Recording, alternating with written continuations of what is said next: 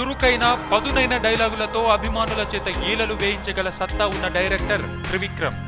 Trivikram cinema అంటేనే punch dialogues కి care of address. అంతేకాదు టాలీవుడ్ లో అత్యధిక రెమ్యునరేషన్ తీసుకునే డైరెక్టర్ గా పేరు తెచ్చుకోవడంతో పాటు కొన్ని సినిమాలకి వాటాలు కూడా తీసుకునే స్థాయికి వచ్చాడు. అలాంటి త్రివిక్రమ్ ఆర్థిక సమస్యల్లో ఉన్నాడనే వార్త అందరినీ షాక్ కి గురి చేస్తుంది. హైదరాబాద్ లో తన టేస్ట్ కు తగ్గట్టు ఓ ఇల్లు నిర్మించుకున్నాడట. దీనికోసం దాదాపు కోట్ల రూపాయలు ఖర్చు పెట్టి స్థలం కూడా కొన్నాడట.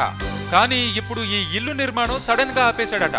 దీనికి కారణం అతని దగ్గర డబ్బు లేకనే ఆపేశాడనే వార్తలు జోరుగా ప్రచారం జరుగుతున్నాయి.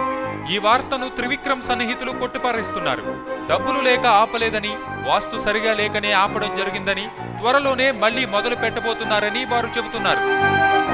మరి ఎవరి వార్తలు నిజమో తెలియదు కానీ ప్రస్తుతం త్రివిక్రమ్ న్యూస్ మాత్రం ఫిలిం సర్కిల్లో హాట్ టాపిక్ అయింది.